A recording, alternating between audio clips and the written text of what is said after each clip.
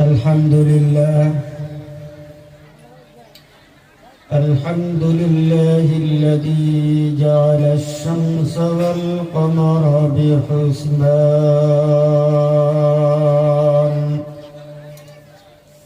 والنجم والشجر يسجدان وفضل زمانا على زمان كما فضل مكانا على مكان وإنسانا على إنسان ونشهد أن لا إله إلا الله وحده لا شريك له لا جد له ولا ند له ولا مثل له ونشهد أن سيدنا وسندنا ونبينا وحبيب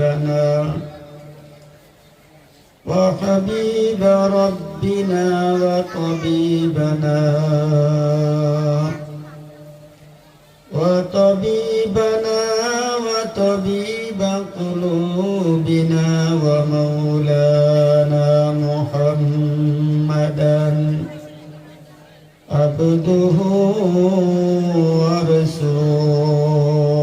ورسوله الذي أرسله الله تعالى بالحق بشيرا ونذيرا وداعيا إلى الله بإذنه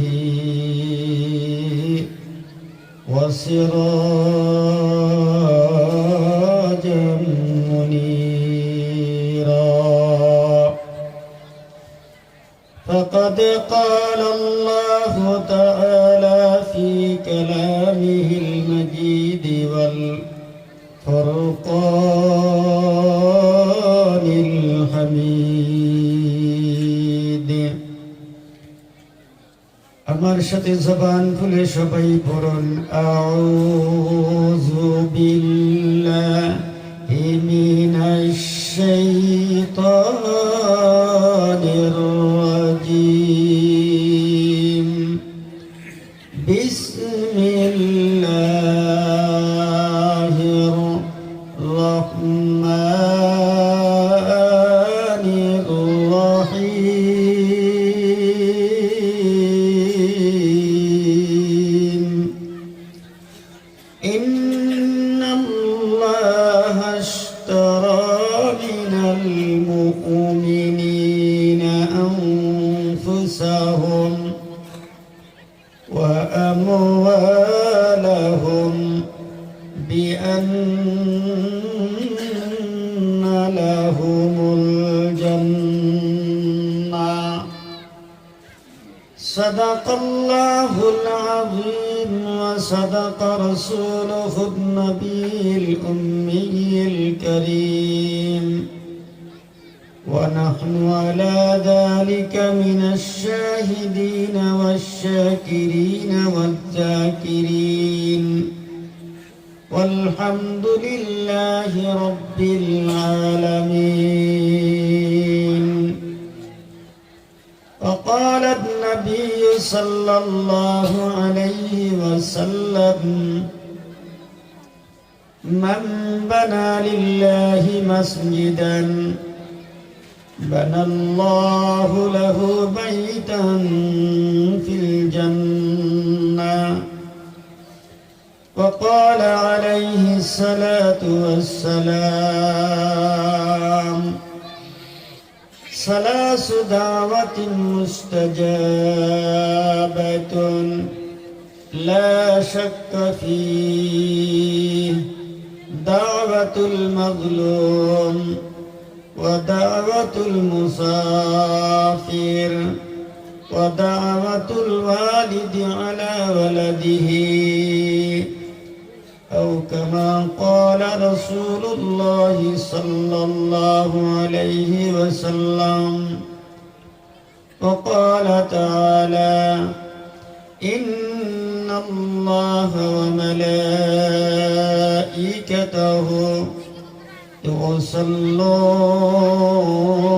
يصلون على النبي يا أيها الذين آمنوا صلوا عليه وسلموا تسليما اللهم صل على سيدنا مولانا محمد وعلى آل سيدنا مولانا محمد দরুদ শরীফের সাথে কারো শত্রুতা আছে?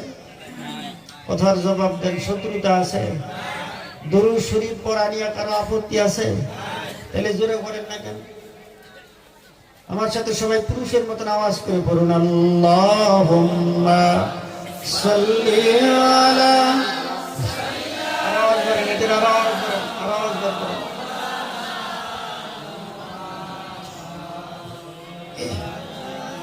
সাইয়্যিদানা মাওলানা, আরো মোহাব্বতের সাথে বলুন, আল্লাহুম্মা সাল্লি আলা সাইয়্যিদিনা মাওলানা মুহাম্মদ ওয়া আলা আলি সাইয়্যিদিনা মাওলানা।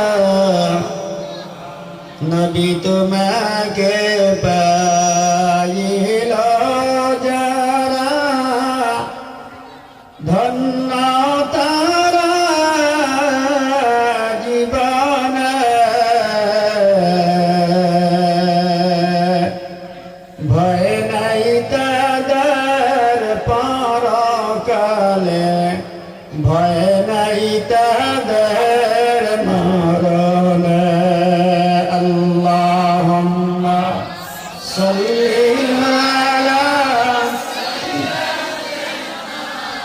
مولانا محمد وعلى آل سيدنا مولانا بلغ العلا بكماله كشف الدجى بجماله حسنت جميع خصاله صلوا عليه وآله। এই পৃথিবী দেখতে সুন্দর, শুধু মায়ার ঘর।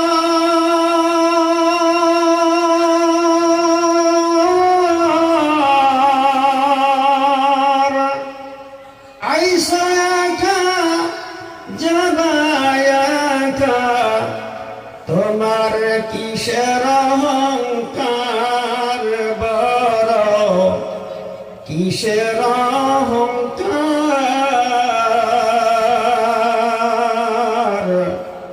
এই পৃথিবী দেখতে সুন্দর, শুধু মায়ার ঘর।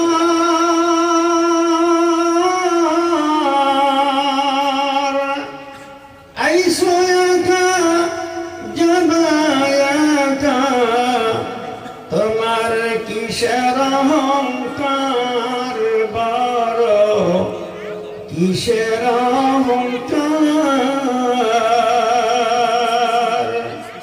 যাদের জন্য করলা তুমি জমি জমা ঘর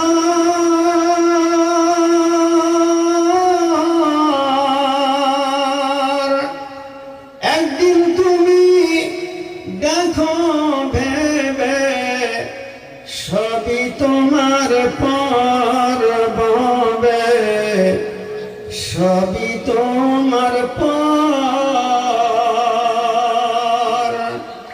এই পৃথিবী দেখতে সুন্দর শুধু মায়ার ঘর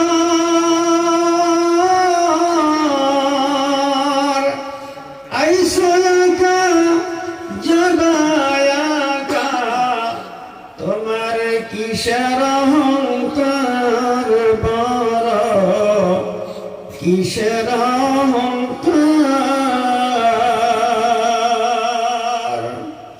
সম্মানিত আজকের পশ্চিম করাইবিল মসজিদ করিমর উদ্যোগে কমিটি কর্তৃক আয়োজিত বিশাল ওয়াজ মাহফিলে শ্রদ্ধাভাজন ভক্তিভাজন সম্মানিত সভাপতি মঞ্চ উপবিষ্ট আকাশের তারকা সাদৃশ্য মাসাস মুকাররম জাতির মাথার মুকুট হযরত উলামায়ে কেরাম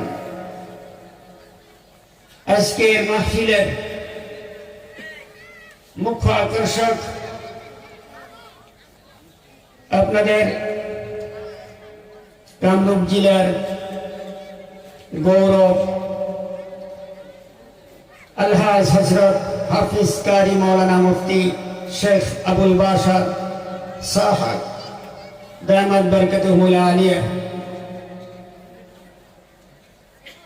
দূর দূরান্ত থেকে আগত অতিথিবৃন্দ বিশেষ অতিথি সম্মুখে বসা বয়োজ্যেষ্ঠ আব্বাজানেরা বড় ভাইয়ের বয়স সমতুল্য সম্মানিত বড় ভাইয়েরা জাতির মেরুদণ্ড প্রাণ প্রিয় যুব সমাজ অতি আদরের সত্য বন্ধু সত্য মনি পর্দানসীন পর্দার আড়ালে অবস্থানরতা সম্মানিতা মা ও বোনেরা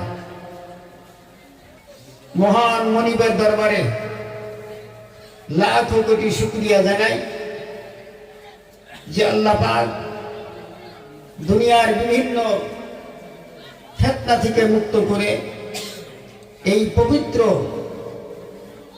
মাহফিলে বসে কোরআন হাদিস শোনার জন্য বোঝার জন্য আমল করার জন্য সুযোগ দিয়েছেন সেই মনিবের শুকরিয়া আদায় করি সকলে কালিমাতুশ শুকর করি আলহামদুলিল্লাহ। আজকের মাহফিলে আসতে পেরে আপনারা বেজার না খুশি? একটু আওয়াজ করে বলুন বেজার না খুশি? সেই খুশির সাথেই বলুন আলহামদুলিল্লাহ। প্রিয় ভাই সব বাড়ি থেকে যখন বেরিয়েছেন পাও দিয়ে হাইটে আসছেন, ঠিক কিনা বলেন? পাও দিয়ে হাইটে আসছেন। আপনার হাঁটার সময় আপনার দুইটা হাত এমন আপ ডাউন করছে, করছে না করছে? এই হাত দুটি আপনি ইচ্ছা করে আপ ডাউন করাইছেন না অটোমেটিক আপ ডাউন করছে? অটোমেটিক আপ ডাউন করছে। এই হাত দুটো আপ ডাউন না করাইয়া যদি একটা রশি দিয়া আপনার বুকের সঙ্গে বা গলার সঙ্গে বাঁধিয়া নিয়ে হাঁটেন, হাঁটতে কষ্ট হবো নাকি সহজ হবো? জি, কষ্ট হবো। এইটা যেভাবে বুঝলেন অমন করে আরেকটি কথা বুঝুন, আপনার হাঁটার সময় দুইটা হাত বুকের সঙ্গে বাঁধা হাঁটতে আপনার কষ্ট হবে। অনুরূপ ভাবে একজন বক্তা যখন মঞ্চের উপরে কথা বলে, সামনের শ্রোতা যদি কথার কোনো জবাব না দেয়, বোবার মতন বসে থাকে, কবরস্থানে যেমন মানুষ মাটির নিচে ঘুমায় থাকে, এমন করে যদি আপনারা মুখ বন্ধ করে বসে থাকেন, তাহলে আপনার হাত আপনার বুকের সঙ্গে বাঁধা হাঁটতে আপনার যত কষ্ট হবে, একজন বক্তার বক্তব্য করা ঠিক তেমন কষ্ট হবে। আপনারা আমার কথার জবাব দিবেন তো ইনশাআল্লাহ? সবাই জবাব দিবেন তো ইনশাআল্লাহ? আচ্ছা বলেন তো মাথার ওজন কয় কেজি হবো? এখন কবেন হুজুর মাথা তো আর কোনোদিন খাই নেই, মানুষের মাথা তো আর খাওয়া হয় না, এটা তো আর মাপ যোগ করা যায় না। গরুর মাথা খাইছি, ভৈষের মাথা খাইছি, খাসির মাথা খাইছি, মাছের মাথা খাইছি, এটার মাপ যোগ মুখস্থ হয়ে গেছে না। কিন্তু মানুষের মাথা তো আর কোনোদিন খাওয়া হয় না, এটা তো ওজন করতে পারি না। একটা অনুমানিক হিসেবে বলেন, মনে করেন 3 কেজি 4 কেজি বা 5 কেজি কতগুলার বুদ্ধি একটু মাথায় বেশি আছে, ওগুলো একটু বেশি হবো। আচ্ছা জিহ্বার ওজন কতটুকু হবো? এটাও কবেন এটাও তো খাই নাই। তো মনে করেন একটা আনুমানিক হিসেবে ধরলাম হয়তো 200 গ্রাম, 250 গ্রাম, 300 গ্রাম, কারো খাইতে খাইতে একটু জিহ্বা লম্বা হয়েছে, আর একটু বেশি হবো। কিন্তু মাথার থেকে জিহ্বার ওজনটা একটু কমই হবো, কথা কোন ঠিক না? তাহলে এখন আপনি যদি লাড়াচাড়া করতে যান, তাহলে কোনটা দাঁড়ান সহজ হবো? জিহ্বা না মাথা? আওয়াজ করে কথা কন। জিহ্বা লাগান সহজ হবো, আপনার আমি কষ্ট দিব না। আপনার মাথাটা লাড়াচাড়া করার কোনো দরকার নেই, এটা লাগাইতে খুব কষ্ট হবো, আপনার জিহ্বাটা লাগান সহজ হবো বেশি। তো সুতরাং জিহ্বাটা লাগাই আমার কথার সাথে জবাব দিবেন, বলেন ইনশাআল্লাহ। কয়জনে বলেন ইনশাআল্লাহ? সবাই একসঙ্গে বলেন ইনশাআল্লাহ। আমরা আখিরি মোনাজাত পর্যন্ত বসবো তো ইনশাআল্লাহ? বসবো ইনশাআল্লাহ। এই যে সামনে যাদের ফাঁকা জায়গা আছে বাজান, এই ফাঁকা জায়গাটা এখন থেকে পুরো করে বসেন, দেখতে খারাপ দেখা যাইতেছে। মেহরবানি করে সামনে একটু ফাঁকা জায়গাগুলো পুরো করে বসেন। আসুন,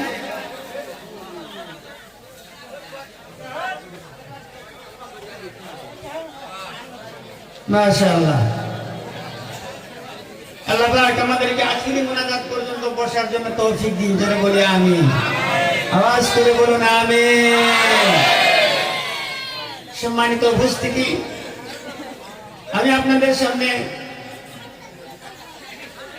কোরআনে কারীম থেকে একটি আয়াত কারীমা তেলাওয়াত করেছি।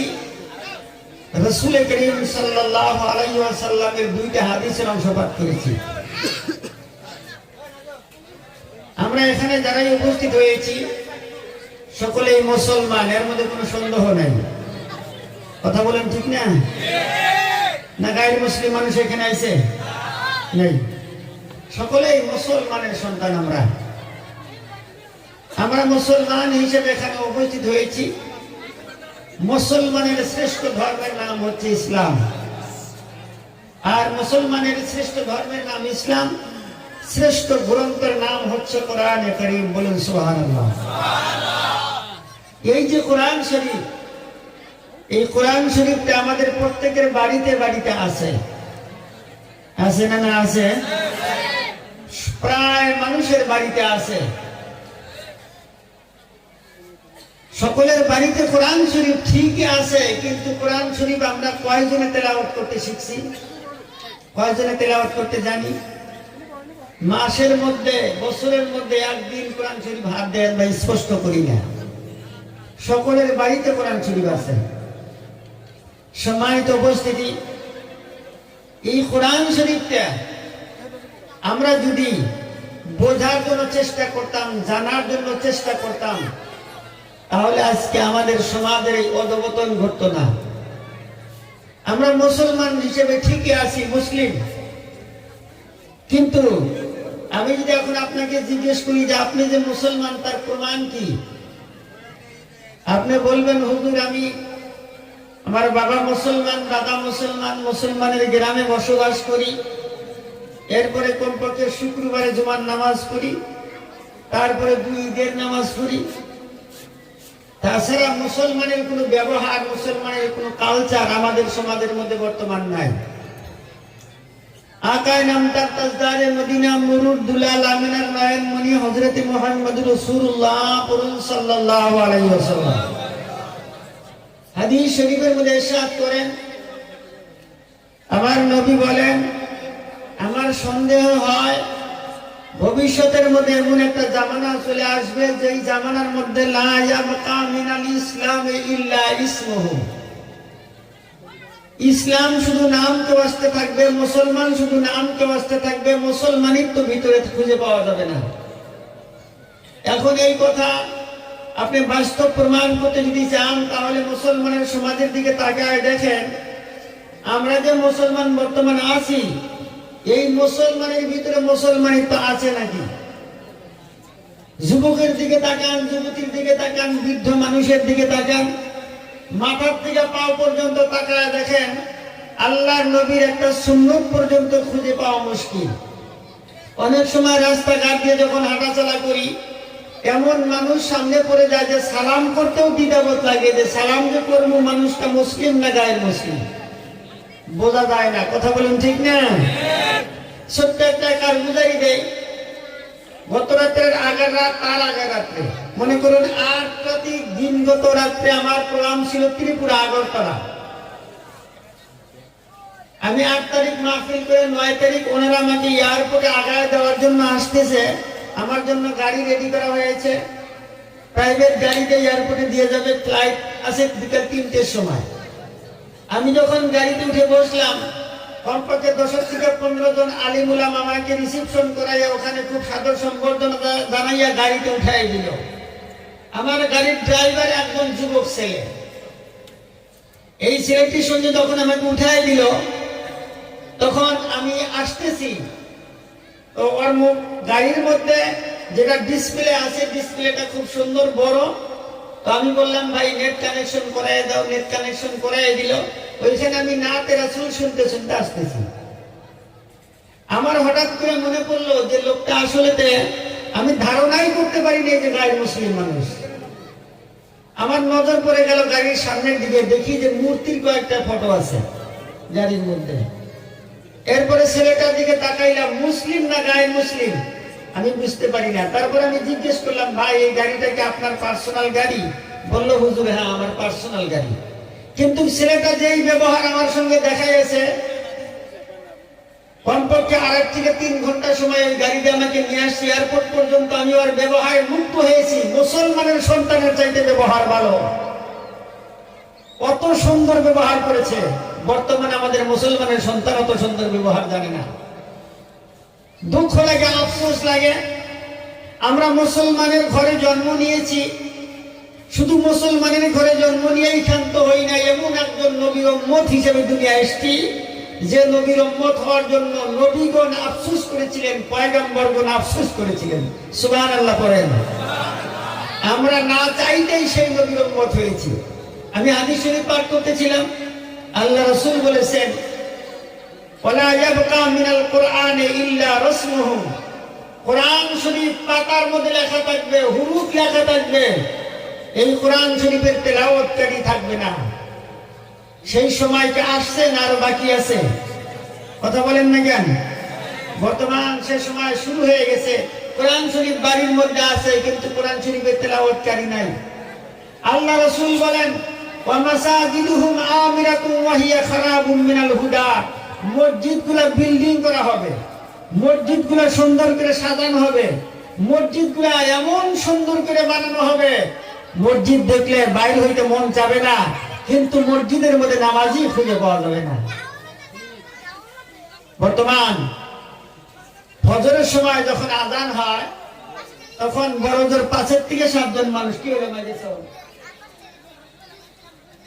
5 থেকে 7 জন মানুষ মসজিদের মধ্যে। তাও বয়স যাদের 50 বছর 60 বছর হয়েছে তারা। কথা বলেন না কেন? ঠিক কিনা বলেন? আর যাদের রক্ত গরম আছে তারা বিছনায় কম্বল গরম করতেছে। ওদের মসজিদে যাওয়ার কোনো দরকার নেই। প্রিয় ভাই সব, সম্মানিত হাজিরিন, আমি খুব সংক্ষিপ্ত আকারে কিছু কথা বলবো। বর্তমান সময় উপযোগী হিসেবে বাস্তব জীবন নিয়ে কিছু কথা বলে আপনাদের সামনে থেকে বিদায় নিব। তার আগে আমি অনুরোধ করব, যে সমস্ত যুবক ভাইয়েরা এখনো প্যান্ডেলের বাইরে আছো, আমি মুসাফির হালাতে তোমাদের কাছে অনুরোধ করতেছি, মেহেরবানি করে ক্ষণিক সময়ের জন্য প্যান্ডেলের নিচে বসার জন্য চেষ্টা করো। আল্লাহ যেন এই কথাগুলির দ্বারা আমার আপনার জীবনকে পরিবর্তন করার তৌফিক দেয়। জোরে বলুন আমিন। আমার বন্ধুরা, আমার সোনার মায়েরা, এই ইসলাম, এই কোরআন আমার কাছে আপনার কাছে এমনি আসে নাই। আজকে কোরআন আপনার বাড়ির মধ্যে দেখতেছেন, এই কোরআন আপনার বাড়ি পর্যন্ত আসতে সাহাবায়ে কেরাম বিবিকে জিজ্ঞাসা করেছিলেন, ছেলে মেয়েকে এতিম করেছেন, মায়ের কোল খালি করেছেন। কাফের বেঈমান যারা ছিল, ইসলামের যারা শত্রু ছিল, তাদের তরবারির আঘাতে জিহাদের ময়দানে রক্ত চিরচির করে শরীর থেকে বের হয়ে গেছে, মাটির নিচে দফন হয়েছে, তারপরে ইসলামের বিল্ডিং গঠিত হয়েছে। সুবহানাল্লাহ, সুবহানাল্লাহ। আজকে তো আমরা ইসলামের জন্য জীবন দেওয়া লাগে না, ইসলামের জন্য কোনো কষ্টের প্রয়োজন নাই। সূরা নাহল 26 নম্বর আয়াতের, সূরা নাহলের 26 নম্বর আয়াতের তাফসীরের মধ্যে আসছে, আল্লাহ রাসূল সাল্লাল্লাহু আলাইহি ওয়াসাল্লাম উহুদের প্রান্তরে যে সাহাবায়ে কেরাম 70 জন সাহাবায়ে কেরাম শহীদ হয়েছিলেন, এই 70 জনের মধ্যে 2টা লাশকে আল্লাহর নবী একটা কবরের মধ্যে দাফন করেছিলেন। এই 2টা লাশ 2টা আনসারী 2জন সাহাবী, একজনের নাম হচ্ছে হযরত আব্দুল্লাহ ইবনে আমর রাদিয়াল্লাহু তাআলা আনহু, আরেকজনের নাম হচ্ছে হযরত আমর ইবনে জুমুহ রাদিয়াল্লাহু তাআলা আনহু। খুব ভালো করে শুনবেন, ইসলামের জন্য যারা জীবন দিয়েছিলেন তারা কত কষ্ট করেছেন, আর তাদের মর্যাদা আল্লাহ কত বাড়ায় দিয়েছেন। এবার বিশ্বনবী যখন 2টা সাহাবাকে একটা কবরের মধ্যে রেখে দিলেন, 46 বছর পরে বৃষ্টি ঢল এসে উহুদের উপর থেকে পানির ঢল নেমে এই কবরের উপর থেকে মাটি সরে গেল। 46 বছর পরে, 46 বছর পরে কবরের থেকে মাটি যখন উপর থেকে সরে গেছে, লাশ 2টা হুবহু বেরিয়ে গেছে। হাজার হাজার মানুষ চলে গেছে লাশ 2টি দেখার জন্য, চারপাশে দাঁড়ায় গেল। লাশ 2টি যেমনি আল্লাহ নবী 46 বছর আগে কবর দিয়েছিলেন বিলকুল অন্যায় আছে, বলুন সুবহানাল্লাহ। মাটির সাথে পচে নাই, একটা গোশত, একটা চামড়া, একটা পশম পর্যন্ত নষ্ট হয় নাই। আমার বন্ধুগণ, আমার ভাইয়েরা, আল্লাহ রাব্বুল আলামিন পবিত্র কোরআনে কারীমের মধ্যে বলেন, ইয়া আইয়ুহাল্লাযীনা আমানু, আল্লাহ রাব্বুল আলামিন কোরআনে কারীমের মধ্যে বলেন যে আমার রাস্তায় যারা শহীদ হয়ে যায় আর ইসলামের জন্য যারা জীবন দেয়, এরা কিন্তু মৃত্যুবরণ করে না, এরা আজীবন কালের জন্য জীবিত থাকে। জোরে জোরে কোন সুবহানাল্লাহ। আল্লাহ রাব্বুল আলামিনের নবী বিশ্ব নবী জনাব মুহাম্মদ রাসূলুল্লাহ সাল্লাল্লাহু আলাইহি ওয়াসাল্লাম 2টা সাহাবাকে 46 বছর আগে কবর দিয়েছিলেন। হাজার হাজার দর্শক এসে দাঁড়ায় গেল, তারা দেখতেছে ওই লাশ 2টি কবরের মধ্যে ঘুমায় রয়েছে। বরঞ্চ একটা লাশের আমর ইবনে জুমুহ রাদিয়াল্লাহু তাআলা আনহুর হাতখানা জখমের মধ্যে লাগা ছিল। কাফের বেঈমান যখন তরবারি নিক্ষেপ করেছে, আমর ইবনে জুমুহ রাদিয়াল্লাহু তাআলা আনহু হাতখানা দিয়ে জখম চাপা দিয়ে ধরেছিলেন। আঘাতপ্রাপ্ত অবস্থার মধ্যে, ওই অবস্থার মধ্যে তাকে মৃত্যু, ওই অবস্থার মধ্যে তাকে কবরস্থ করে দেওয়া হয়েছিল। আমার বন্ধুগণ, সম্মানিত হাজিরিন, একজন মানুষ এসে ওই লাশের হাতটা আমর ইবনে জুমুহ রাদিয়াল্লাহু তাআলা আনহুর হাতখানা জখমের থেকে টান দিয়ে একটু দূরে সরাইয়া দিলেন। এবার দূরে সরাইয়া দেওয়ার পর কিছুক্ষণ দাঁড়ায় আছেন, লক্ষ্য করে তাকিয়ে আছেন।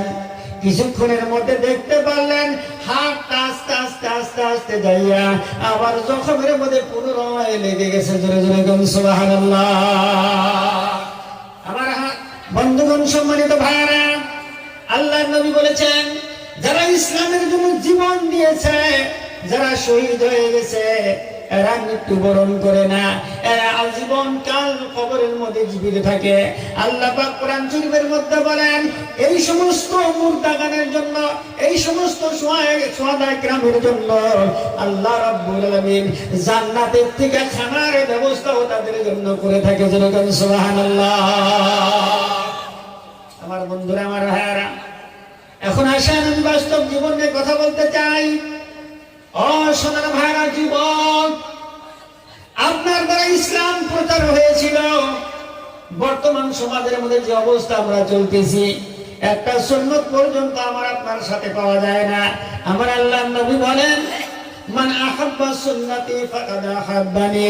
আল্লাহর রাসূল বলেন, আমার একটা সুন্নতকে যে ব্যক্তি মুহাব্বত করলো সে আমাকেই মুহাব্বত করলো, আর যে ব্যক্তি আমাকে মুহাব্বত করলো কিয়ামতের কঠিন ময়দানে সে ব্যক্তি আমার সঙ্গেই জান্নাতে প্রবেশ করবে। জোরে বলুন সুবহানাল্লাহ। আমার বন্ধুগণ, সম্মানিত হাজিরিন, আল্লাহ রাব্বুল আলামিন কোরআনে কারীমের মধ্যে সুন্দর করে বলে দিয়েছেন, ইন্নাল্লাহা আশতারা মিনাল মুমিনিনা আনফুসাহুম ওয়া আমওয়ালাহুম বিআন্না লাহুমুল জান্নাহ। আল্লাহ রাব্বুল আলামিন বলেন, নিশ্চয় করে মুমিন বান্দার জান এবং মালকে আমি আল্লাহ ক্রয় করে নিয়েছি, আমি আল্লাহ কিনে নিয়েছি। আমি আল্লাহ রাব্বুল আলামিন মুমিনদের জান এবং মাল খরিদ করে নিয়েছি, বিনিময়ে আমি আল্লাহ রাব্বুল আলামিন জান্নাত দিব। জান্নাতের বিনিময়ে আমার মুমিন বান্দার জান এবং মালকে আমি কিনে নিয়েছি। যেরকম সুবহানাল্লাহ। আমাদের জান এবং মাল যেটা আছে এটা আল্লাহ পাক ক্রয় করে নিয়েছেন, বিনিময়ে আমাদেরকে আল্লাহ জান্নাত দিবেন। যেন বলেন সুবহানাল্লাহ। প্রিয় ভাই সব, দুনিয়ার জমিনের মধ্যে চলাফেরা করতেছি। ও যুবক, একটা বার লক্ষ্য করে দেখবেন, হায়াতে জিন্দেগিটা আল্লাহ আপনাকে একটা সুযোগ করে দিয়েছেন, আপনার জন্য একটা অফার দেওয়া হয়েছে। এই যে হায়াতে জিন্দেগির মধ্যে আপনি চলতেছেন, আপনি এটা গ্যারান্টি দিয়ে বলতে পারবেন না এই জায়গার মধ্যে যারা এখন বসছেন নিশ্চিন্ত মনে বাড়ি ফিরে যেতে পারবে, আর কোনো গ্যারান্টি আছে? কথা বলেন না কেন? কোনো গ্যারান্টি আছে? আপনি সুস্থভাবে বাড়ি ফিরে যেতে পারবেন, আর কোনো গ্যারান্টি আপনার হাতের মধ্যে নাই। আপনি আবার আগামীকালকে বাজারে যাইতে পারবেন, আর কোনো গ্যারান্টি আপনার হাতের মধ্যে নাই। আপনি আবার আগামী বছর এই মাহফিলের মধ্যে বসতে পারবেন, আর কোনো গ্যারান্টি আপনার হাতের মধ্যে নাই। আল্লাহ রাসূল সাল্লাল্লাহু আলাইহি ওয়াসাল্লাম বলেন, মৃত্যু মানুষের একবারে নিকটবর্তী আমি আল্লাহ রাব্বুল আলামিন করে দিয়েছি। আল্লাহর নবী বলেন, ঘাড়ের কাছে মানুষের ছোট্ট একটা রগ আছে বন্ধুরে, এই যে ঘাড়ের রগটা যত বড় নিকটবর্তী নয়, আল্লাহ রাসূল সাল্লাল্লাহু আলাইহি ওয়াসাল্লাম বলেন, মৃত্যু হলো মানুষের তার চাইতে নিকটবর্তী। মরণ প্রত্যেকটা জীবধারী মানুষের জীবধারী বস্তুর মরণ হয়ে যাবে। আল্লাহ রাব্বুল আলামিন কোরআনে কারীমের আয়াতের মধ্যে ঘোষণা করে দিলেন, কুল্লু নাফসিন যায়িকাতুল মাউত। আল্লাহ রাব্বুল আলামিন বলেন, পৃথিবীর জমিনের মধ্যে যতগুলা জীবধারী বস্তু আছে, যতগুলা জীবিত বস্তু, জীবধারী যতগুলা প্রাণী আছে, আল্লাহ রাব্বুল আলামিন একদিন না একদিন হইলেও প্রত্যেকটা জীবধারী বস্তুকে মৃত্যুর স্বাদ গ্রহণ করা লাগবে, মৌতের মজা গ্রহণ করতে হবে। এমন কোন প্রাণী নাই যেই প্রাণীটা মরবে না, এমন কোন প্রাণী আল্লাহ দুনিয়ায় সৃষ্টি করেন নাই। প্রত্যেক প্রাণীকে একদিন মৃত্যুর স্বাদ গ্রহণ করা লাগবে। এখন মৌতের হাত থেকে বাঁচার জন্য যদি আপনি চেষ্টা করেন, আল্লাহ রাব্বুল আলামিন কোরআনে কারীমের মধ্যে বলেন, কুল ইন্নাল মাউতাল্লাযী তাফিরুনা মিনহু ফাইন্নাহু মুলাকীকুম ইলা আখিরিল আয়াত। আল্লাহ রাব্বুল আলামিন বলেন, হাবিব আপনি বলে দেন, এই মৃত্যুর হাত থেকে বাঁচার জন্য যদি কেউ যতই চেষ্টা করুক না কেন, যেখানেই পালাবার চেষ্টা করুক না কেন, মৃত্যু তাকে পাকড়াও করবে। মৌতের হাত থেকে কেন বাঁচার কোনো উপায় নাই। কবির ভাষায় কবি বলেছেন, মরণ থেকে পালাও তুমি, মরণ তোমায় লইবে ফিরি, যদিও সুদূর আকাশ পানে লুকাও সেটায় লাগে সিঁড়ি। এই মহারোগের চিকিৎসক নাই, নাই কোনো ওষুধ জগতে, খুঁজিয়া কাতর হইলে কি হবে, পারিবে না তারে ফিরাতে। তাম দুনিয়ার মানুষ মিলে যদি একটা মানুষকে একটা সেকেন্ড সময় পর্যন্ত বাঁচাবার জন্য চেষ্টা করে, কি বলেন পারবে? কথা বলেন পারবে? একটা মানুষকে একটা সেকেন্ড সময় পর্যন্ত বাঁচানোর কোনো ক্ষমতা নেই। একটা মানুষের মরণ যদি আল্লাহ না দেন, দুনিয়ার মধ্যে যত প্রকার জন্তু আবিষ্কার করা হয়েছে, সমস্ত জন্তু প্রায় পড়ে একজন মানুষকে মৃত্যুবরণ করাইতে পারবে না, মারতে পারবে না। এটার উপরে আপনি বিশ্বাস রাখেন? আপনার যখন আল্লাহ মরণ দিবেন, যখন আল্লাহ মৃত্যু পাঠায় দিবেন, 1 সেকেন্ড আগেও হবে না, 1 সেকেন্ড পরেও হবে না। আল্লাহ রাব্বুল আলামিন বলেন, ফাইদা জাআ আজালুহুম লা ইস্তাখিরুনা সাআতান ওয়া লা ইস্তাকদিমুন। আল্লাহ রাব্বুল আলামিন বলেন, আমি যখন যার মরণ পাঠায় দিব, 1 সেকেন্ড আগেও হবে না, 1 সেকেন্ড পরেও হবে না। নির্ধারিত সময় যেটা যার আছে, সময় মতন তার মৌত হয়ে যাবে। তুমি যে অবস্থায় থাকো না কেন, তুমি যেখানেই থাকো না কেন, আল্লাহ পাকের দেখার কোনো বিষয় না, আজরাইলের দেখার কোনো বিষয় নাই। তুমি যে অবস্থার মধ্যে থাকো, আজরাইল তোমার কাছে কোনো পারমিশনও নিবে না। তুমি যে অবস্থার মধ্যে থাকো, ওই অবস্থার মধ্যে তোমার মরণ হয়ে যাবে। আমার বন্ধুগণ, দুনিয়ার সমস্ত প্রাণী মৃত্যুবরণ করবে, এমনকি আজরাইল আলাইহিস সালাম, যিনি মানুষের জান দান করেন, যিনি মানুষের জান কবজ করেন, এই আজরাইল পর্যন্ত একদিন মৃত্যুবরণ করা লাগবে। দুনিয়ার সমস্ত প্রাণী যখন শেষ হয়ে যাবে, সর্বশেষ আল্লাহ রাব্বুল আলামিন আজরাইল আলাইহিস সালামকে বলবেন, আজরাইল রে, আর কে বাকি আছে মরণের জন্য, আর কে বাকি আছে? আজরাইল আলাইহিস সালাম বলবেন, আল্লাহ, এখন আমরা 4 জন বড় বড় ফেরেশতা বাকি আছি। আল্লাহ রাব্বুল আলামিন বলবেন, কে কে 4 জন ফেরেশতা? আজরাইল আলাইহিস সালাম বলবেন, আল্লাহ, হযরত জিবরাইল আলাইহিস সালাম বাকি আছে, হযরত মিকাইল আলাইহিস সালাম বাকি আছে, হযরত ইসরাফিল আলাইহিস সালাম বাকি, আর আমি আজরাইল আপনার সামনে দাঁড়ায় আছি।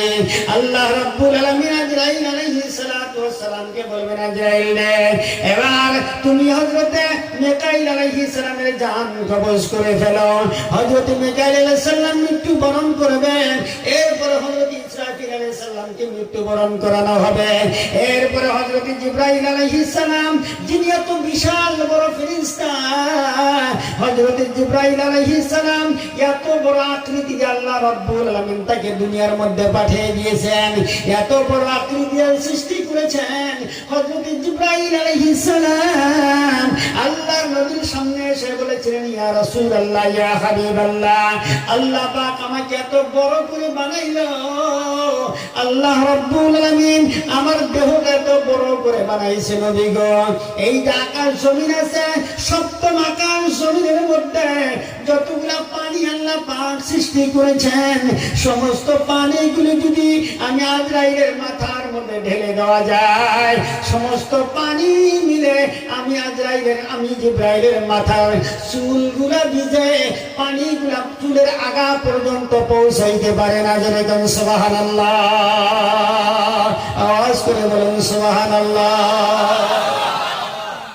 সপ্তম আকাশ জমিনের মধ্যে যত পানি আছে, সমস্ত পানিগুলা যদি আমি জিবরাইলের মাথার মধ্যে ঢেলে দেওয়া যায় নবী গো, সমস্ত পানি মিলে আমি জিবরাইলের মাথাটা ভিজে আমার মাথার চুলের আগা পর্যন্ত পানি পৌঁছাইতে পারবে না। হযরত জিবরাইল আলাইহিস সালামকে আল্লাহ রাব্বুল আলামিন 600 নূরের পাখা দান করেছেন। একবার যদি একটা ডানা দিয়া একটা টান মেরে দেয়, 1000 বছর রাস্তা অতিক্রম করতে পারে। জোরে জোরে কোন সুবহানাল্লাহ। জিবরাইল আলাইহিস সালাম বলেছেন, ইয়া রাসূলুল্লাহ, আমি যদি পৃথিবীর মাঝখানে দাঁড়াইয়া আমার 600 পাখা ডানাগুলা যদি মিলাই দেই, তাহলে তামাম দুনিয়ার মধ্যে 1 ইঞ্চি জায়গাও ফাঁকা থাকে না। নবী গো, আমার 600 পাখার নিচে তামাম পৃথিবীর জমিনটা কভার হয়ে যায়। জোরে বলুন সুবহানাল্লাহ। হযরত জিবরাইল আলাইহিস সালাতু ওয়াস সালাম আল্লাহ নবীর সামনে এসে বলতেছেন, ইয়া রাসূলুল্লাহ, এই যে পৃথিবী আল্লাহ সৃষ্টি করেছেন, এই দুনিয়াটা আমার কাছে একটা নাস্তার প্লেটের মতন মনে হয়, আমার কাছে একটা চায়ের প্লেটের মতন মনে হয়। এই পৃথিবীর জমিনের মধ্যে আকাশ থেকে যখন বৃষ্টি বর্ষণ হয় নবী গো, কোন মরুভূমির মধ্যে কত ফোঁটা বৃষ্টি পড়লো, কোন সমুদ্রের মধ্যে কত ফোঁটা বৃষ্টির ফোঁটা পড়ে গেল। আল্লাহর হাবিব গো, সমস্ত বৃষ্টির ফোঁটাগুলি আমি জিবরাইল গুনে গুনে বের করে দিতে পারি, কিন্তু নবী গো একটা জিনিস আমি গুনে বের করতে পারি না। আল্লাহর হাবিব বললেন, জিবরাইল রে, কি জিনিস তুমি গুনে বের করতে পারো না?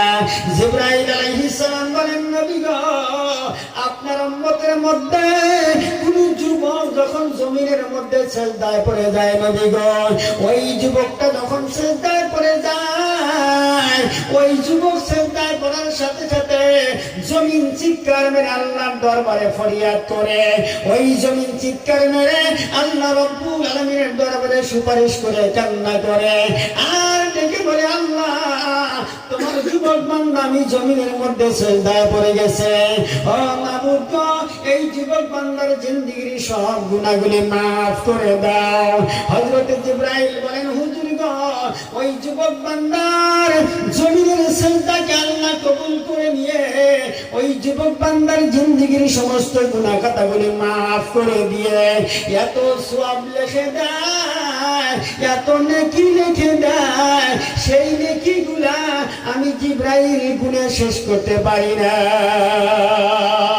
জোরে বলুন সুবহানাল্লাহ, আওয়াজ করে বলুন সুবহানাল্লাহ, নারায়ে তাকবীর।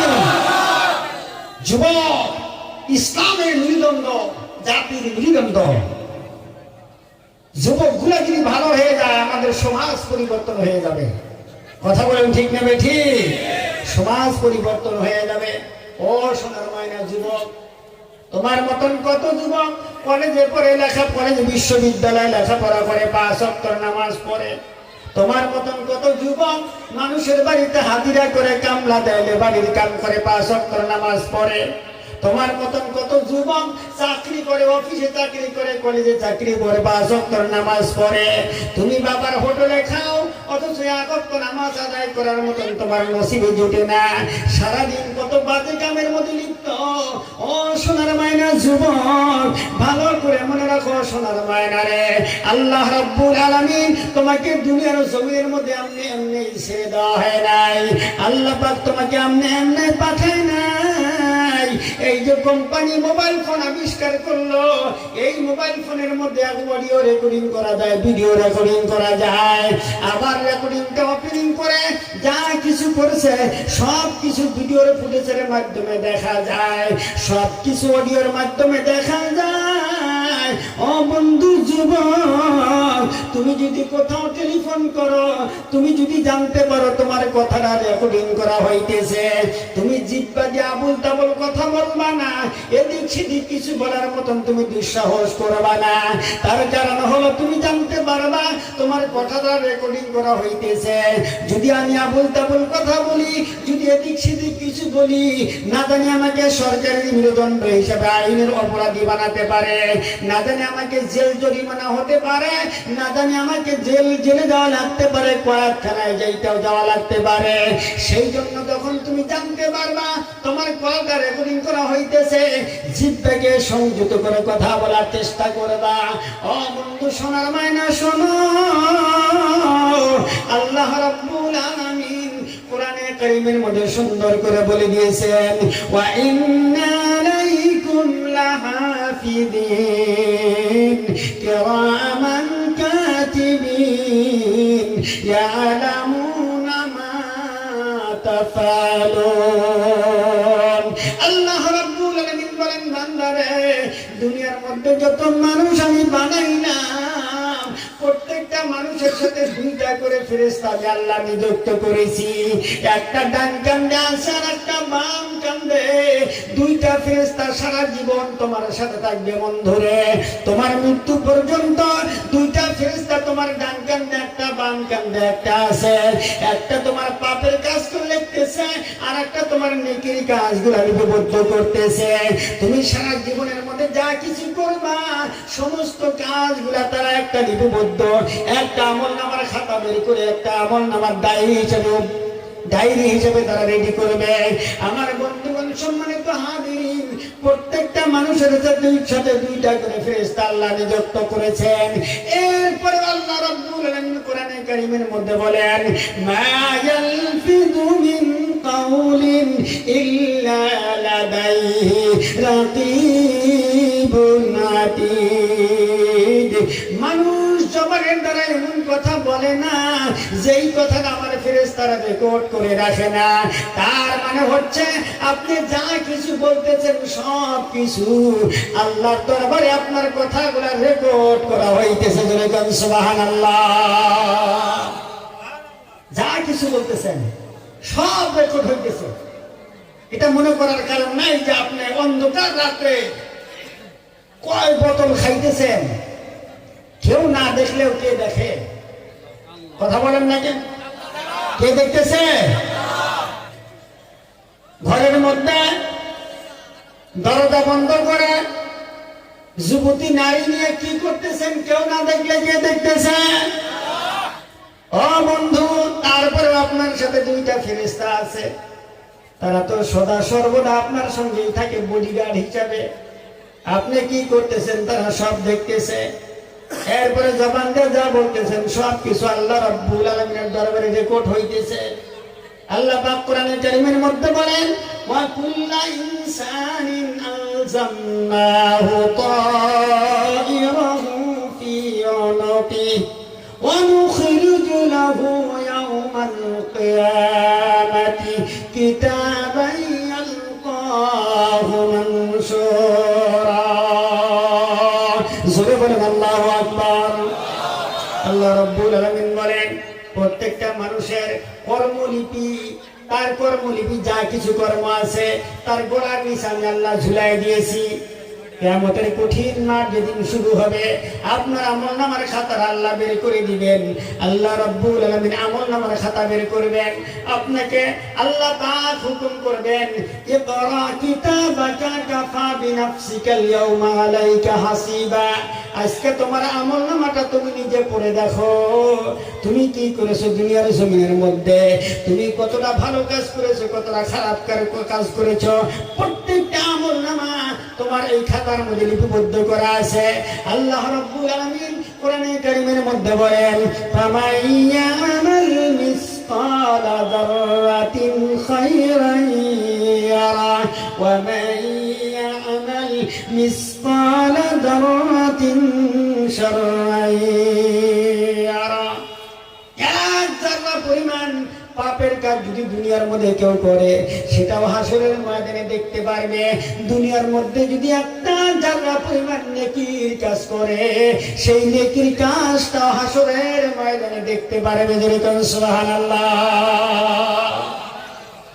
আল্লাহ পাক কারো উপর ইনসাফ করবেন না, ইনসাফের ব্যবহার করা হবে। হাসরের ময়দান বড় ভয়াবহ কঠিন ময়দান। দুনিয়ার মধ্যে মানুষ মুসিবতে পড়লে, বিপদে পড়লে কারো না কারো সহায় পায়, কারো না কারো পক্ষ থেকে সহায় পেয়ে যায়। কিন্তু হাসরের ময়দানে মানুষ যখন মুসিবতের মধ্যে পড়বে, বিপদের মধ্যে পড়বে, কারো পক্ষ থেকে কোনো সহায় পাবে না। আল্লাহ রাব্বুল আলামিন কোরআনে কারীমের মধ্যে বলেন, ওয়াত্তাকু ইয়াওমান লা তাজজি নাফসুন আন নাফসিন শাইআ ওয়া লা ইউকবালু মিনহা শাফাআতুন ওয়া লা ইউখাযু মিনহা আদলুন ওয়া লা হুম ইনসারুন। আল্লাহ রাব্বুল আলামিন বলেন, ভয় করো সেই সময়কে, ওই দিনকে ভয় করো যেই দিন কারো পক্ষ থেকে কোনো সুপারিশ গ্রহণ করা হবে না, কারো কাছ থেকে কোনো বিনিময় গ্রহণ করা হবে না, কেউ কারো কোনো উপকারে আসবে না। আমার বন্ধুগণ, দুনিয়ার মাল সম্পত্তি নিয়ে মহব্বতে পড়ে আছে। আপনি 24 ঘন্টা মাথার ঘাম পায়ে ফেলে স্ত্রী সন্তানের জন্য এই যে পরিশ্রম করতেছেন, 24 ঘন্টার মধ্যে আল্লাহর নাম একটাবার স্মরণ করেন না, একটাবার আল্লাহকে সিজদা করতেছেন না। এই মাল সম্পত্তি সম্পর্কে আল্লাহ পাক কোরআনে কারীমের মধ্যে বলেন, লান তানফাকুম আরহামুকুম ওয়ালা আওলাদুকুম ইয়াউমাল কিয়ামা। কিয়ামতের কঠিন ময়দানে সন্তান সন্ততি মাল সম্পত্তি কোনো কাজে লাগবে না, কেউ কারো উপকারে আসবে না, কারো পক্ষ থেকে কোনো সুপারিশ গ্রহণ করা হবে না। আল্লাহ পাক কোরআনে কারীমের মধ্যে বলেন, ইয়াউমা ইয়াফিরুল মারউ মিন আখিহি ওয়া উম্মিহি ওয়া আবিহি ওয়া সাহিবাতিহি ওয়া বানিহি ইলা আখিরিল আয়া। আল্লাহ রাব্বুল আলামিন বলেন, কিয়ামতের কঠিন মাস যেদিন শুরু হবে, ভাই ভাই দেখে পালায়া যাবে, বন্ধু বন্ধু দেখে পালায়া যাবে, সাথী সাথী দেখে ভাগবে, মা সন্তান থেকে পালায়া যাবে, হারায়া যাবে। একটা নেকির অভাবে মানুষ জাহান্নামে চলে যাবে। একটা নেকির অভাব যখন হয়ে যাবে, আপনি দূর হয়ে যাবেন মায়ের কাছে। আল্লাহ পাকের দরবারে বলবে, আল্লাহ আমাকে একটা নেকির অভাব হয়ে গেছে, আমাকে একটু সময় দেন। এই হাসরের ময়দানে আমার মা আছে, আমার বাবা আছে, আমি আমার মা বাবার কাছ থেকে একটা নেকি নিয়ে আসবো। আল্লাহ পাক জানেন যে কোথাও পাবেন না, তারপরেও সময় দিয়ে দিবে। বান্দা চলে যাবে মায়ের কাছে, গিয়ে বলবে, মা 10টা মাস আমাকে গর্ভধারণ করেছিলা, 10টা মাস পর্যন্ত আমাকে তরমুজের মতন করে বহন করেছো, 2.5 বছর মুখের দুধ খাওয়া মানুষ করেছো, একটা নেকির অভাব হয়ে গেছে মা, একটা নেকি দিয়ে দাও গো মা, একটা নেকি যদি দাও আমি আজকে জান্নাতে যেতে পারবো। মা বলবে, সুকাম দূর হয়ে যাও, দুনিয়ার মধ্যে আমার কোনো বিবাহ শাদী হয় নাই, আপনি সন্তান মা চিনতে পারবে, তারপরে পরিচয় দিবে না, পরিচয় দেওয়া হবে না, মানুষের দুরবস্থা সৃষ্টি হয়ে যাবে। আমার বন্ধুগণ, আম্মা জান হযরত আয়েশা সিদ্দিকা রাদিয়াল্লাহু তাআলা আনহা আল্লাহর হাবিবকে জিজ্ঞাসা করেছিলেন, ইয়া রাসূলুল্লাহ, হাসরের ময়দানে মানুষ উঠবে, কোটি কোটি মানুষের মধ্যে আপনার উম্মত আপনি কি করে বাইসা বাই করতে পারবেন? যেটা আপনার উম্মত 1,24,000 পয়গম্বর, এতগুলা কোটি কোটি মানুষের মধ্যে আপনার উম্মত আপনি কি করে বেশি বাড়ি করতে পারবেন? আল্লাহর নবী বলেন, আয়েশা রে, তুমি জানো না, তুমি বোঝো না।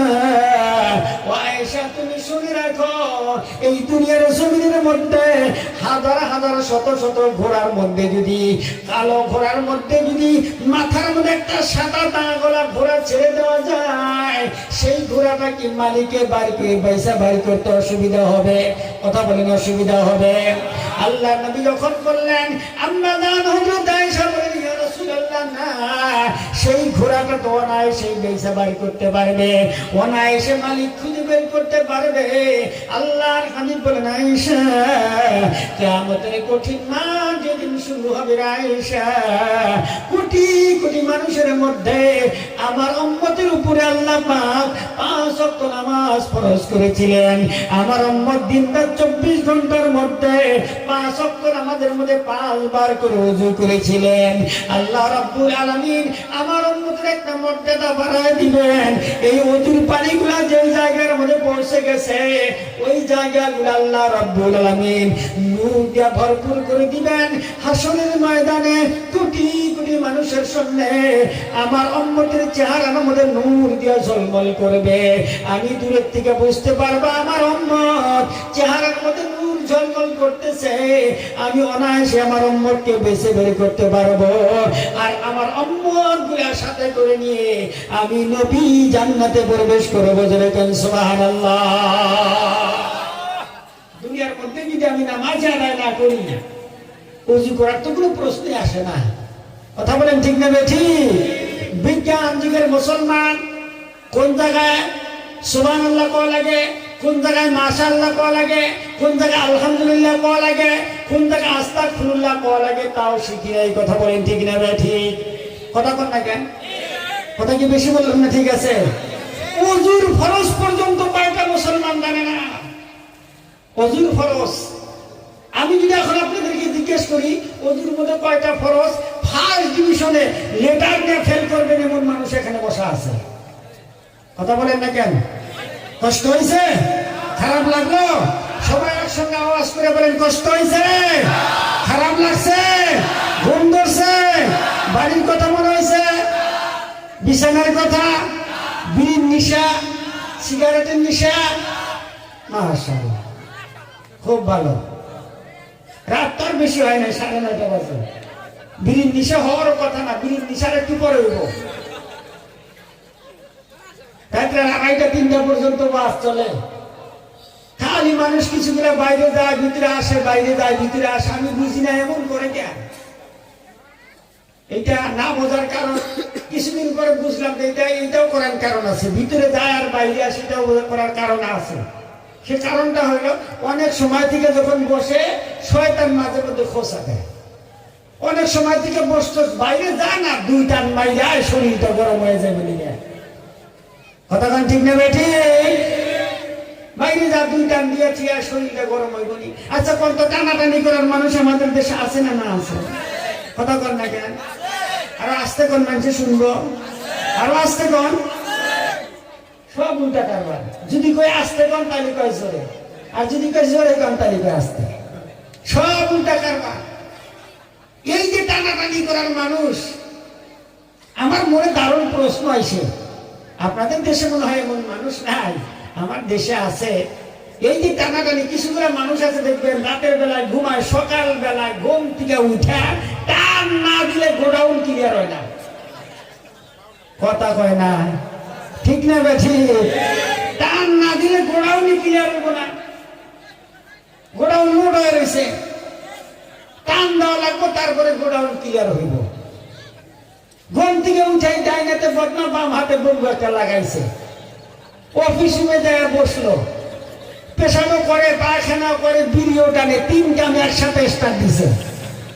এ মুসলমান কোন কিনে সত্য না মিথ্যা? 3 কাম একসাথে স্টার্ট দিছে। অনেক মানুষ আছে দুধ বিক্রি করে মদ কিনে খায়, আছে না না আছে? খাইলে কপাল ভরা জাতি, এত খারাপ কপাল, দুধ বিক্রি করে মদ কিনে খায়। প্রিয় ভাই সব, আমার মনে দারুণ প্রশ্ন, এই যে যারা সদায় 24 ঘন্টা টানাটানি করেন, তাদের বেগমটা ভালো মানুষ। বেগম বোঝেন না না বোঝেন? আপনারা বোঝেন? কি করেন আপনাদের? আপনাদের দেশে কি কয়? বই কন, বউ কন, বই কন, তারপরে গেদার মাও কন, গেদির মাও কন, তারপরে হোম মিনিস্টার কন, বাড়িয়ালি কন, কেড়ে কেড়ে কন। কতক্ষণ ঠিক নেবে ঠিক? কেড়ে কেড়েও কয়, কিছু গেলাম আছে কয় না কয়, যাই কন ওই মানুষ, একটাই মানুষ, ওই মানুষটা ভালো মানুষ। বলেন হুজুর কেমনে এত ভালো মানুষ আমার প্রশংসা করতেছেন? 5 বিঘা লাঠি না পিছনে থাইগাই সারবার পারি না, এত প্রশংসা করতেছেন আপনি। ভালো মানুষ কেমনে করে ভালো? তার কারণ হলো যে 24 ঘন্টা এরকম করে টানে, তার মুখ দিয়ে যে বাসনা করে। কথা কন না ঠিক নেবে ঠিক?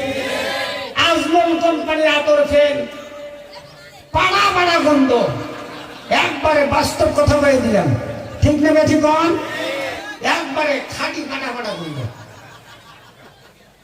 ওর মুখের কাছে মুখ নেওয়া যায় না, শরীর দিয়ে দুর্গন্ধ, কাপড় দিয়ে দুর্গন্ধ, যে রাস্তা দিয়ে হাইটে যায় রাস্তাটা দুর্গন্ধ, এরপরে যে বিছনায় ঘুমায় বিছনা দুর্গন্ধ, কম্বল দুর্গন্ধ। কতক্ষণ? এত দুর্গন্ধ কম্বলের নিচে যে তোমার বউ, তোমার বেগম, তোমার বাড়িয়ালি একসাথে তোমার সাথে ঘুমায়, এত গন্ধ সহ্য করে একসাথে তোমার স্ত্রী যে তোমার সাথে ঘুমায়, তোমার কপাল ভালো, তোমার নসিব ভালো। আমার মাঝে মাঝে চিন্তা হয়, আমরা পুরুষ মানুষ, পুরুষের যেটা মেজাজ, পুরুষের যদি খালি বাচ্চা হওয়ার ব্যবস্থা থাকতো, কথা বুঝতেছেন? বুঝেন না? মানে গর্ভধারণের ব্যবস্থা যদি খালি পুরুষ মানুষের থাকতো, যেটা মেজাজ আমাদের, তাতে বাচ্চা হওয়ার সাথে সাথে খান ধরে মারতে একটা আশা, পেটের মধ্যে খাইতে এত গুটাগুটি কেন করছিনি? নারী জাতিকে আল্লাহ ধৈর্য দিয়েছেন, সুবহানাল্লাহ বড় জোরে বলেন সুবহানাল্লাহ। নারী জাতিকে, মা জাতিকে আল্লাহ ধৈর্য দিয়েছেন। এত দুর্গন্ধ সহ্য করে আপনার স্ত্রী আপনার সাথে ঘুমায়, প্রিয় ভাই সাহেব, কষ্ট পাইলেন? কষ্ট পাইছেন? আল্লাহ রাস্তায় আজকের থেকে তওবা করে যারা এই বদভ্যাস আছে ছেড়ে দেন। টাটকা মানুষটা চেহারা ফট করে মরে যাবেন গা। অনেকগুলা কিছুগুলো আম বাজারে বিক্রি করে দেখবেন একদম টলটলা দেখা যায়। বাড়িতে কিনে নিয়ে এসে জামাই খাওয়াবো, বাড়িতে আই না জামাইয়ের সামনে কাছে খালি পচা। আছে না না আছে? কিছুগুলো মানুষ আছে সমাজের মধ্যে দেখবেন চেহারাবাতি খুব সুন্দর টলটলা, হঠাৎ করে একদিন অসুস্থ হয়ে গেছে, মেডিকেলের মধ্যে চেক আপ করে যায়, দেখে যে কিডনি পচে গেছে, লিভার নষ্ট হয়ে গেছে, হাত ফুটা হয়ে গেছে। আছে না না আছে? এইগুলো আমরা ছেড়ে দেবো ইনশাআল্লাহ। কজনে কইলেন? কারা কারা ছেড়ে দেবো? হাত তুলিতে দেই ইনশাআল্লাহ। কারা কারা ছাড়বো? অনেকে যারা হাত তোলে নেও ছাড়বো না, ও তার মানে ওটা আনে। লক্ষ্য করে দেখবেন, সবাই হাত তোলেন, হাত তোলেন, হাত তোলেন, দুই হাত তোলেন, দুই হাত তোলেন, বলেন নারায়ে তাকবীর, আওয়াজ করে নারায়ে তাকবীর। আল্লাহ কবুল করুন, জোরে বলেন আমিন। কষ্ট হয়েছে? আমি ছেড়ে দেবো, ছেড়ে দেবো। আমার বন্ধুগণ, আর কয়েকটা কথা বলবো, খুব বেশি সময় কষ্ট দেবো আমি আপনাদেরকে। মা জাতিকে আল্লাহ ধৈর্য দিয়েছেন। যুবক বন্ধুদের সাথে বলি, যুবক ভাইরা, আজ থেকে তওবা করো। কারণ হলো কোন সময় জানি মউত তোমার কাছে আসে, তুমি টের পাইবে না। অনেক সময় এশার নামাজ না পড়ে বিছানার মধ্যে যায় ঘুমাইলে। কত বন্ধু এশার নামাজ না পড়ে বিছানার মধ্যে ঘুমাইল, অথচ দেখা গেল সকাল 8টা পর্যন্ত ঘুম থেকে ওঠে না। 9টা 10টা বাজে গেছে, শেষ মুহূর্তে দেখা গেল দরজা ভাঙ্গা, দেখা গেল যুবকটা মৃত্যুবরণ করেছে। গত রাত্রে আগের রাত্রে প্রোগ্রাম ঠিক করতেছিলাম, 2টা যুবক আমাকে আগ বাড়ায় দেওয়ার জন্য চলে আসলো। আমার সঙ্গে আসতে স্যার বলতেছে, হুজুর মাত্র 2 থেকে 3 মাস হয়ে গেছে, আমাদের একটা খুব মোহাম্মতের সাথী ছিল হুজুর গো। এবার ওরা বলতেছে, হুজুর আমরা গরমের দিন আগা রাত্রে সবাই মিলে একসঙ্গে আলাপ আলোচনা করে খাওয়া দাওয়া করে রাস্তায় গল্প গুজার করলাম, যার যার বাড়িতে চলে গেলাম। চলে যাওয়ার পর সকালবেলা যখন ওই ছেলেটাও ঘরের মধ্যে ঘুমাইছে, বাবার একটাই ছেলে একটা মেয়ে সুখী পরিবারের মধ্যে ছিলেন। হঠাৎ করে ছেলেটা রাতের বেলায় ঘুমাইলো, আমরা যার যার বাড়িতে গিয়ে ঘুমায় গেলাম। সকাল 8টা বাজে গেল, এরপরেও ছেলেটা ঘুম থেকে ওঠে না। বাবাই ডাকাডাকি করা শুরু করলো, ঘুম থেকে উঠে না। গ্রামের মানুষ জমে গেল হুজুর গো। এরপরে দরজা ভাঙ্গে দেখা গেল ছেলেটার কাপড় চোপড় শরীরের মধ্যে নাই, মৃত্যুবরণ করে বিছানার মধ্যে পড়ে আছে। এমন হতে পারে না? না হতে পারে? আমার বন্ধুগণ, সোনার মায়েরা, যুবক, এই জন্য বলি অন্যায় কাজ করিও না। আজ থেকে তওবা করে 5 ওয়াক্ত নামাজি হয়ে যাও, দিনদার হয়ে যাও। আমার বন্ধুগণ, সোনার মায়েরা, ও বন্ধু যুবক, আমিও তোমাদের মতন যুবক। আমারও মনে চায় সিনেমা দেখার জন্য, আমারও মনে চায় শয়তানি কাজ করার জন্য, কিন্তু কোরআন শরীফ সামনে বেড়ে আছে। কোরআন শরীফ খুলে দেখলাম এই দুনিয়ার জীবনটা জীবন নয়, আসল জীবন হলো আখিরাতের জিন্দেগি। এই যে আখিরাতের জিন্দেগি যেটা শুরু হবে, যৌবন বয়সে ইবাদত আল্লাহর কাছে মিটা বেশি। যৌবন বয়সে যদি একটা বান্দা যখন সিজদায় পড়ে, এই একটা সিজদা যদি আল্লাহর দরবারে তোমার কবুল হয়ে যায় বন্ধুরে, জওয়ানি বয়সের একটা সিজদা কবুলের খাতিরে আল্লাহ রাব্বুল আলামিন তোমার জন্য বিশাল জান্নাতের ফয়সালা করে দিবে। যেরকম সুবহানাল্লাহ। একটুখানি নেকের তরে রোজ হাসরের ময়দানে বাবা ঘুরবে ছেলের পিছে, ছেলে বাবার আগেতে। একটুখানি নেকের তরে রোজ হাসরের ময়দানে ছেলে ঘুরবে বাবার পিছে, বাবা ছেলের আগেতে। আর মনই কঠিন দিনে আল্লাহ কিন্তু মানবে না, ঠিক মতো পড়িলে নামাজ জান্নাত তোমার ঠিকানা। ঠিক মতো পড়িলে নামাজ জান্নাত তোমার ঠিকানা। ঘুমের চাইতে নামাজে ভালো, আর তুমি ঘুমাইও না। ঘুমের চাইতে নামাজে ভালো, আর তুমি ঘুমাইও না। ঠিক মতো পড়িলে নামাজ জান্নাত তোমার ঠিকানা। জোরে জোরে সুবহানাল্লাহ। যুবক, ও সোনার ময়না, রে জোয়ানি বয়সের ইবাদতটা আল্লাহর কাছে মিঠা বেশি। তুমি যে রুমের মধ্যে যাইয়া খানা বানা খাইয়া পার্সোনাল রুমের মধ্যে যাইয়া দরজা লাগাইয়া মোবাইল ফোনের মুরাকাবার মধ্যে চলে গেলা, মোবাইল ফোন মুনাজাত করে করতে করতে রাত্রে 12টা 1টা 2টার সময় তুমি ঘুমায় গেলা। বন্ধুরও হতে পারে আজরাইল তোমার বিছানার মধ্যে বসে আছে, হতে পারে তোমার জন্য কাপড়টা বাজারের মধ্যে এসে গেছে, হতে পারে তোমার জন্য পানি গরম করা হইতেছে। বন্ধুরে, না জানি কোন সময় তোমার মৃত্যু হয়ে যায়, তোমার তো বলার কোনো গ্যারান্টি নাই। ও বন্ধু, সেই জন্য আজকের থেকে প্রতিজ্ঞা করি আল্লাহ পাক যেন আমাদেরকে 5 ওয়াক্ত নামাজ হিসাবে কবুল করে। কেমন করে ঘুমাও তুমি, কেমন করে ঘুমাও তুমি, ফজর করে কাজা, এমন তো হতে পারে তোমার জোহরে জানাজা। ঠিক কিনা বলেন? কেমন করে ঘুমাও তুমি, কেমন করে ঘুমাও তুমি, ফজর করে কাজা, এমন তো হতে পারে তোমার জোহরে জানাজা। মুসলিম হয় না জন্ম নিলে মুসলমানের ঘরে, কাফির মুসলিম তফাৎ হয় নামাজের পরে। মুসলিম হয় না জন্ম নিলে মুসলমানের ঘরে, কাফির মুসলিম তফাৎ হয় সালাতের পরে। এই জীবনে ফরজ নামাজ, এই জীবনে ফরজ নামাজ না হয় যেন কাজা,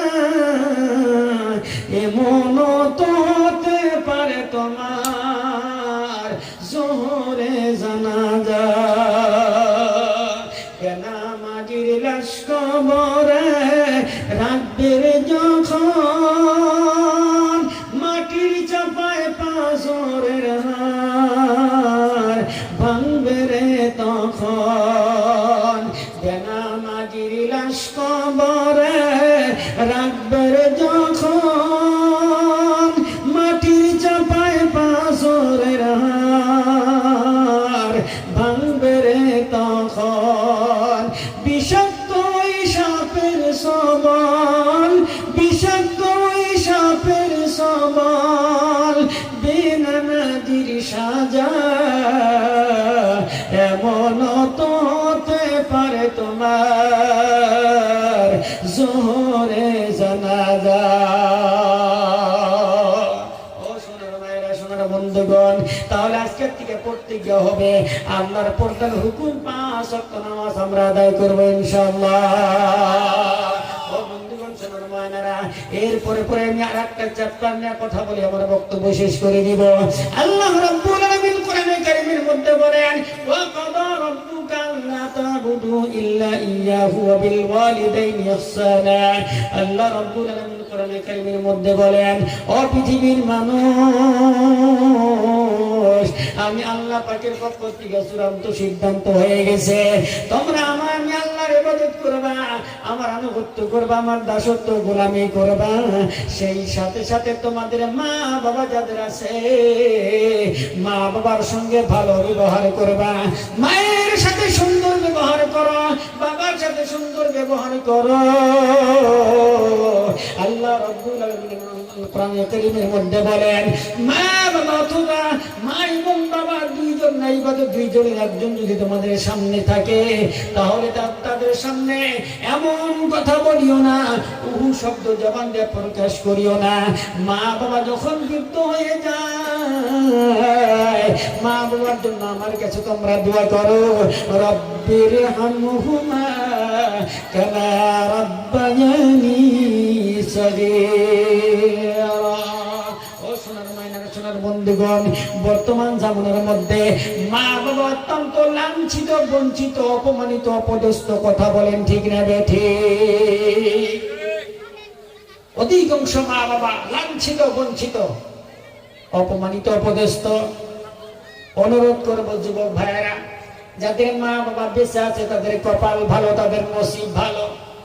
আল্লাহর হাবিব হাদিস শরীফের মধ্যে বলেন, একজন সন্তানের জন্য এটাই যথেষ্ট। মা বাবা দুনিয়ার মধ্যে বেঁচে আছে, একবার যদি মোহাব্বতের নজরে তাকায় দেখে, একবার যদি মোহাব্বত ভালোবাসার নজর করে মায়ের দিকে তাকায় দেখে, আল্লাহ নবী হাদিস শরীফের মধ্যে ইরশাদ করেন, তাকায় দেখার সাথে সাথে আল্লাহ রাব্বুল আলামিন ওই বান্দার আমলনামার মধ্যে সঙ্গে সঙ্গে আপনার কবুল উমরা হজের সওয়াব লিখে দেয়। সুবহানাল্লাহ। যতবার তাকাইবেন ততবার উমরা হজের সওয়াব পাইবেন। বর্তমান আমরা হজ করতে গেলে কমপক্ষে 1.5 লক্ষ টাকা খরচের প্রয়োজন হয়ে যায়, কিন্তু সেই হজটা কবুল হবে না না হবে কোনো গ্যারান্টি নাই। কথা বলুন ঠিক না? কারণ হলো আপনার টাকা হালাল না হারাম এইটা তো আপনিও বুঝবেন না, আল্লাহ পাক ভালো বুঝবেন। ও বন্ধু, এই জন্য আল্লাহর হাবিব বলেছেন, যতবার সন্তান মায়ের দিকে তাকায় দেখবে, বাবার দিকে তাকায় দেখবে, প্রত্যেকবার তাকানোর বিনিময়ে একটা করে উমরা হজের সওয়াব পাবে। আল্লাহ নবীর জামানার মধ্যে একজন সাহাবা এসে বললেন, হুজুর, এই আমার বুড়ি মা কান্ধে করে আমি শহর থেকে নিয়ে আসছি নবী গো, মায়ের কান্ধে করে উকুফ আরাফা করেছি, মিনা মুজদালিফায় অবস্থান করেছি, সাফা মারওয়া পাহাড় দৌড়াইছি নবী গো, হজের সমস্ত কাজ মায়ের নিয়ে করলাম, মায়ের হক আদায় হয়েছে নি? আল্লাহ নবী বলেন, না, মায়ের হক আদায় হয় নাই। সন্তান যদি বুকের চামড়া দিয়া মার পর জুতা বানায় দেয়, এক ফোঁটা দুধের হক আদায় হবে না। জোরে কোন সুবহানাল্লাহ। কিসের চামড়া দিয়া? বুকের চামড়া। এটা কি সম্ভব? কথা বলেন না কেন? সম্ভব? অসম্ভব। তারপর আল্লাহ রাসূল বলেছেন, বুকের চামড়া ছিঁড়ে নিয়ে যদি মায়ের জুতা বানায় দেয়, এক ফোঁটা দুধের হক আদায় হবে না। কেমনে করে আদায় হবে? আল্লাহর হাবিব বলেন, এমন সময় তোমার ছিল, তোমার ভাষাটা কান্না, ছোট্ট বাচ্চা কথা বলতে পারে না, ক্ষুধা লেগেছে বলতে পারে না, পিপাসা লেগেছে বলতে পারে না, পেশাবের মধ্যে পড়ে থাকে, ট্যা ট্যা করে কান্না ছাড়া কোনো ভাষা নাই সন্তানের মুখের মধ্যে। আল্লাহর নবী বলেন, ছোট্ট বাচ্চা যখন কাঁদতে থাকে, মায়ের কলিজার সঙ্গে বাচ্চার স্নেহের তার জয়েন করা আছে। জোরে কোন সুবহানাল্লাহ। স্নেহের তার জয়েন করা আছে। মায়ের হাতের মধ্যে যতই কাজ থাকুক না কেন, সমস্ত কাজকে দূরে রেখে দৌড়ায় এসে বাচ্চারা কোলের সঙ্গে যখন জড়ায় নেয়, দুধটা যখন মুখের মধ্যে দিয়া দেয়, বাচ্চা যখন দুধের মধ্যে চোষা মারে, একটা ফোঁটা যখন গলার মধ্যে চলে গেল, আমার আল্লাহর নবী বলেন, একটা মৃত্যু মানুষকে জিন্দা করায় দিতে পারলে যতটুকু সওয়াব হইতো, আল্লাহ রাব্বুল আলামিন সেই সওয়াব মায়ের আমলনামার মধ্যে লিখে দেয়। আমার বন্ধুগণ, সম্মানিত হাজিরিন, মা জননী অত্যন্ত কষ্ট করে আপনাকে গর্ভধারণ করেছিলেন, অত্যন্ত কষ্ট করে আপনাকে ডেলিভারি করেছেন আমার বন্ধু। সেজন্য বলবো, মায়ের সাথে বেয়াদবি করবেন না, বাবার সাথে কোনোদিন বেয়াদবি করবেন না। আল্লাহর নবী সাল্লাল্লাহু আলাইহি ওয়াসাল্লামের কাছে প্রশ্ন করা হয়েছে, মা হাক্কুল ওয়ালিদাইনি আলা ওয়ালাদিহিমা। আল্লাহর নবীর কাছে প্রশ্ন করা হলো, ইয়া রাসূলুল্লাহ, মা বাবার কাছে সন্তানের কাছে মা বাবা কি পাইতে পারে? আল্লাহর হাবিব বলেন, হুমা জান্নাতুকা ওয়া নারুকা। তারাই দুইজন তোমাদের জন্য জান্নাত, তারাই দুইজন তোমাদের জন্য জাহান্নাম। মা বাবাকে যদি সন্তুষ্ট করতে পারো, আল্লাহ জান্নাত দান করে দিবে। আর মা বাবা যদি বেজার হয়ে যায়, আল্লাহ পাক স্বয়ং আল্লাহ তোমার উপরে বেজার হয়ে যাবে। তুমি কত বড় ইবাদত করনেওয়ালা হও না কেন, তুমি কত বড় বুজুর্গই হও না কেন, একটা সিজদাও তোমার আল্লাহর দরবারে কবুল হবে না। আমার বন্ধুগণ, আল্লাহ নবী সাল্লাল্লাহু আলাইহি ওয়াসাল্লাম হাদিস শরীফের মধ্যে ইরশাদ করেছেন, সালাসু দাওয়াতুন মুস্তাজাবাতুন, তিনজন মানুষের দোয়া আল্লাহর দরবারে কবুল হয়। এক নম্বর হলো দাওয়াতুল মাজলুম। মাজলুম যখন আল্লাহর দরবারে দোয়া করে, দোয়াটা কবুল হয়ে যায়। হাত নাই, পাও নাই, ল্যাংড়া লুলা অন্ধ মানুষ যদি আল্লাহর কাছে কিছু চায়, আল্লাহ পাক কবুল করে নেয়। দ্বিতীয় নাম্বার হলো দাওয়াতুল মুসাফির।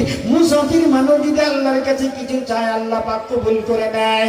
এই যে অধম গুনাহগার আমি আপনাদের সামনে হাজির, আজকে আপনাদের সামনে আমি মুসাফির হালাতে আছি বন্ধুরে।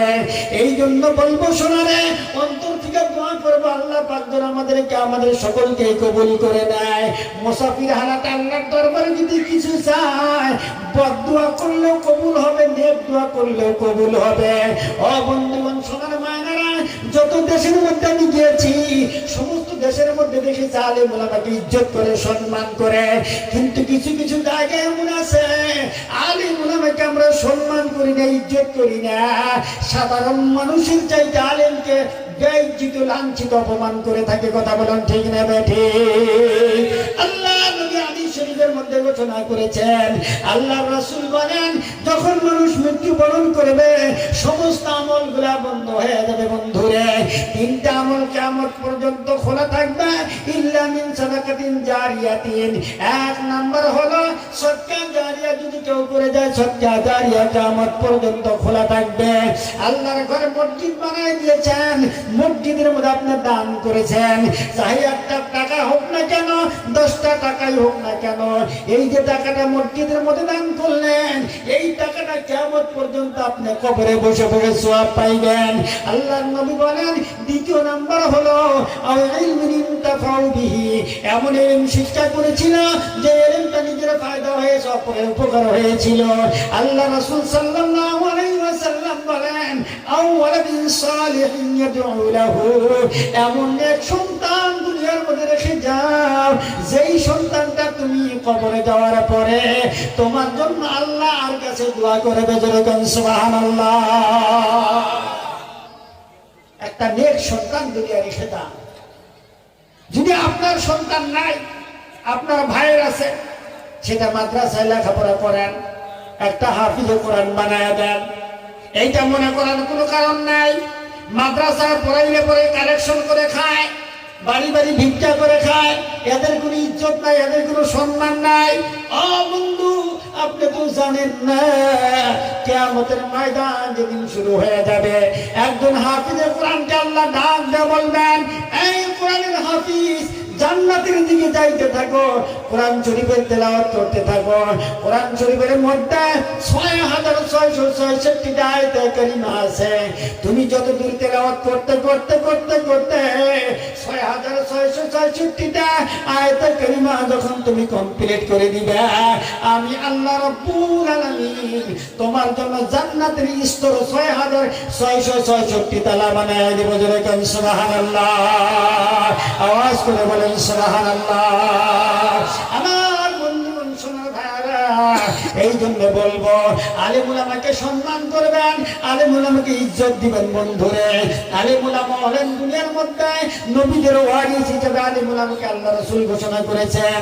আল্লাহর হাবিব বলেন উলামা উম্মতি কামবিয়ায়ে বনি ইসরাইল, আমার উম্মতের মধ্যে একজন আলিমের সম্মান, একজন আলিমের মর্যাদা বনি ইসরাইলের মধ্যে একজন পয়গম্বরের মর্যাদার সমান সমান।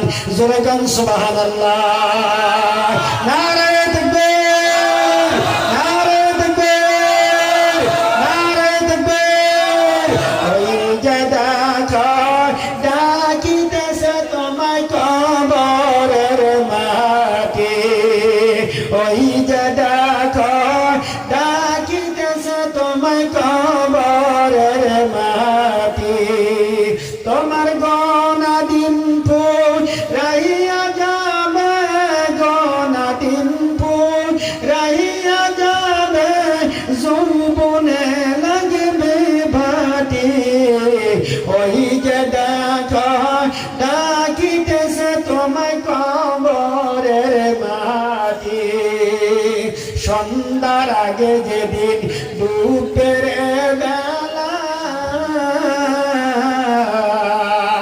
একে পলকে ভেঙে যাবে তোমার রঙেরি মেলা। সন্ধ্যার আগে যেদিন দুপুরের বেলা একে পলকে ভেঙে যাবে তোমার রঙেরি মেলা। কার দিবা জোরে ধমক, কার দিবা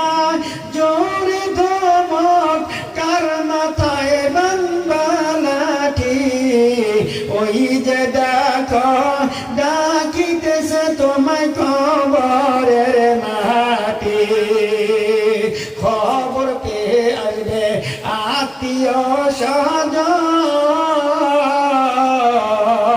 তোমারি চার পাশে বৈশা করিবে রদন খবর পেয়ে আসবে আত্মীয় স্বজন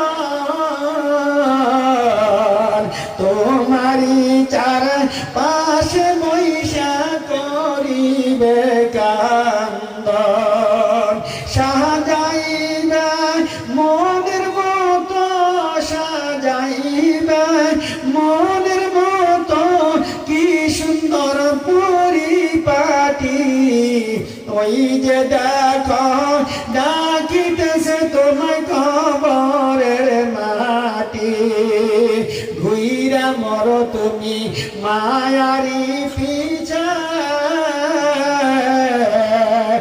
এত আশা ভালোবাসা পাবে সকলি মিশে ঘুইরা মরো তুমি মায়ারি পিছা এত আশা ভালোবাসা পাবে সকলি মিশে কোন দিন জানো আইসা পরে কোন দিন জানো আইসা পরে আজরাইলের হাতের চিঠি ওই যে দেখো ডাকিতেছে তোমায় কবরের মাটি